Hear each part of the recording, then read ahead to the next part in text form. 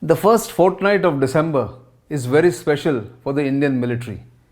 49 years ago, it won a massive victory against Pakistan and helped create a separate country, Bangladesh. Vijay Divas on 16 December is special not only for the Indian military but also for the Bangladeshi citizens. But today I am not going to talk about the entire 1971 war. On Simply Nitin this week, I am going to speak about a special operation, a very special operation at Tangail. That's the topic of Simply Nitin this week. I am Nitin Gokhale.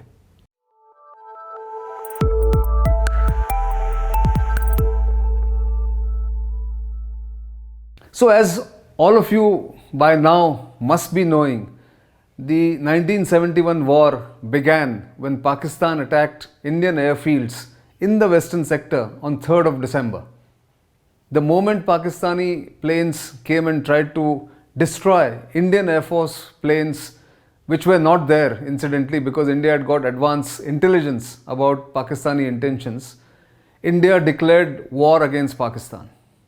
The main purpose of the war was, of course, to liberate East Pakistan, which was under siege by the Pakistani army, and a genocide was being carried out against the Bengali people living in East Pakistan.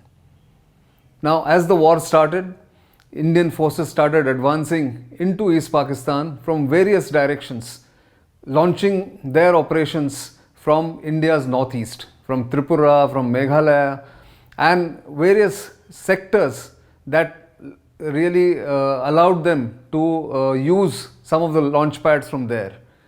But the decisive turn in the 1971 war came on 11th and 12th December. We are speaking on 12th December evening. That's the day when the Pakistani leadership, the Pakistani military leadership in East Pakistan, led by Lieutenant General A.A.K. Niazi, who was the Eastern Army commander and in charge of operations against India in East Bengal or East Pakistan that time, who actually gave up hope of putting up a fight. Now, why did that happen? It happened because on 11th December evening, just as darkness was descending on East Pakistan, precisely on an area called Tangail, near the Pungli Bridge in the Tangail district of now Bangladesh, earlier East Pakistan, nearly 800 Indian paratroopers of the 2nd Battalion of the Parachute Regiment descended from the skies in their parachutes.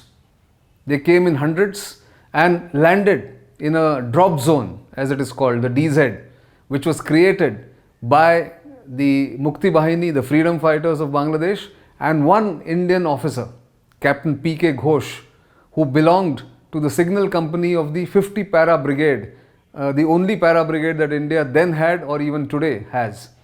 He had been infiltrated into East Pakistan behind enemy lines, and he had linked up with Kader Siddiqui, the area commander for Mukti Bahini in the Tangail area.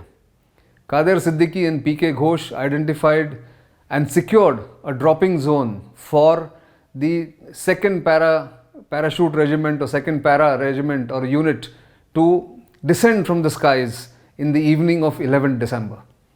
The two airfields that were used were Kalaikonda, which is about 70 miles from Calcutta, and Dum Dum, which is of course now the international airport in Kolkata.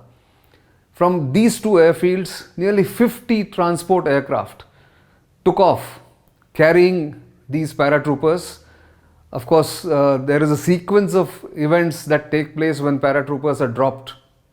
First, the pathfinders or the scouts descend from the sky.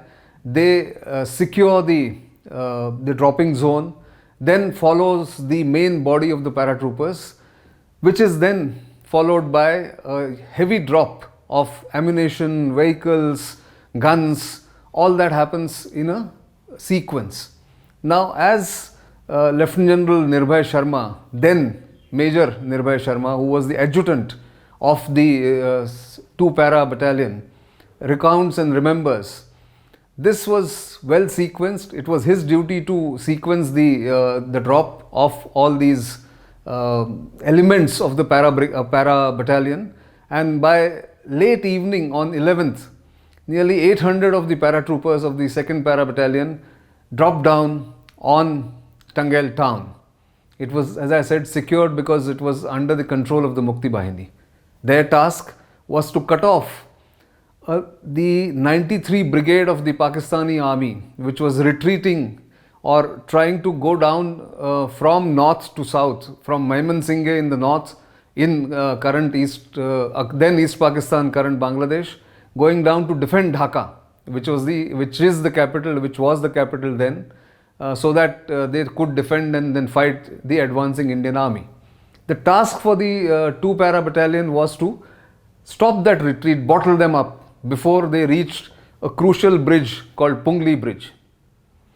On 11th, the paratroopers dropped down, assembled themselves.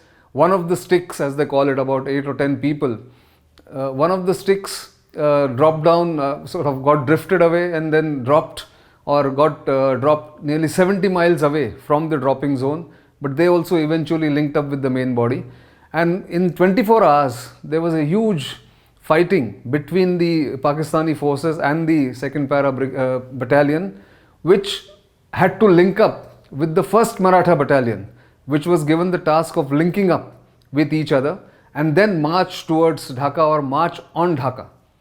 Now, that was achieved in 24 hours.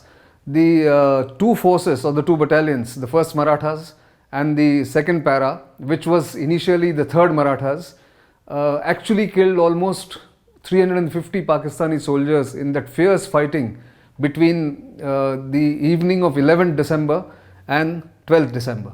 And then from there on, they started marching towards Dhaka. What did this paradrop achieve? Remember, this was the largest paradrop after World War II.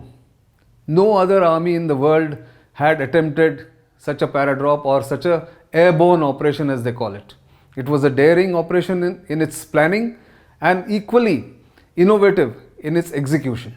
As I mentioned, once that was achieved, the Pakistani forces went into a disarray. They were already demoralized, and as Lieutenant General Nirbhay Sharma recounts, the 2nd Para Battalion was the first one to march into Dhaka.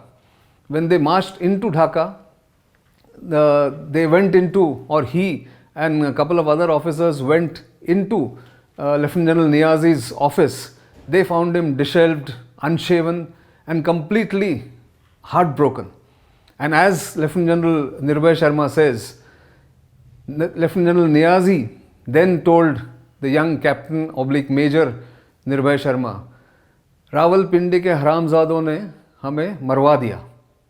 What it meant was that the main Pakistani army leadership in Rawalpindi, now in West Pakistan or now in Pakistan, actually did not come to the rescue of the eastern command of the Pakistani army in Dhaka. Now, there was another factor which demoralized the Pakistani leadership, especially Lieutenant General Niazi, and that was to do with what is now known as information warfare or deception.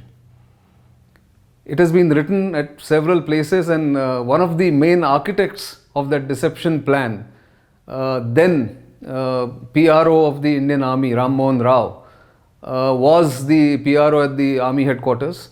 He was told by the Colonel Commandant of the Para Brigade, Major General Inder Gill, who was also the Director of Military Operations, that a paradrop is going to take place on the 11th, and please ensure that proper publicity, extensive publicity is given to that paradrop. Now, when Mr. Ram Mohan checked with the Eastern Command, which is based in Calcutta, then Calcutta, now Kolkata, was asked whether you have any photographs of the paradrop that has happened in Tangail. They said we did not have access to the area, so therefore there are no photographs. Now, Mr. Ram Mohan was an innovative PRO. He was fast thinking and always thought on his feet. So he suddenly remembered that in the previous year, in 1970, he as the PRO had clicked some photographs of the entire 50 Para Brigade of the Indian Army, which is nearly 3,000 troops, descending down on Agra in an exercise. It was a simulated exercise in Agra, where the 50 Para Brigade had shown its skills at paradropping. He had some photographs from that time. He released those photographs to the national and the international press, and of course gave the factual report about the Tangail airdrop which had taken place.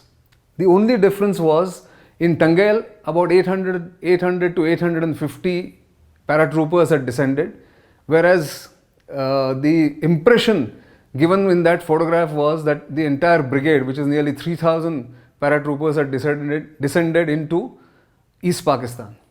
This demoralized the Pakistani army no end, and Lieutenant General Niazi decided it's time to give up. That was the importance of the Tangail operation, which happened on the evening of 11th December. Now, that is something which paratroopers and special forces, as they are called now, are meant for. They are the ones who give the cutting edge to conventional operations. They can go behind enemy lines, they can cut off supplies, they can go and destroy ammunition dumps, they can destroy enemy bases by working stealthily, by working behind enemy lines in small groups. Of course, this was a very large group, and the credit for all this largely must go to Lieutenant General Sagat Singh, who was the GOC of the 4 Corps, which is based in Tejpur, and of course was based in Tejpur even then. He was the one who thought about all this, and of course the army headquarters and the Eastern Command approved it. And this paradrop, as I mentioned, the largest after Second World War, proved to be a decisive blow that the Indian army dealt to the Pakistani army in East Pakistan. From then on, it was only a matter of time before the Pakistanis surrendered, and by 16th of December, the surrender ceremony took place. All of you are aware of that iconic photograph where Lieutenant General Jagjit Singh Arora, who was the Eastern Army Commander of India at that time, and Lieutenant General A.A.K. Niazi are sitting down there, and all others are surrounding them, and Lieutenant General Niazi is signing the instrument of surrender. That is celebrated as the Vijay Divas in the annals of Indian Army and Indian military. It was a grand victory. It was the massive military victory that India achieved thanks to a grand preparation from April onwards of 1971, where all arms of the government, diplomatic, political and military, worked in unison, worked together to a plan and worked deliberately.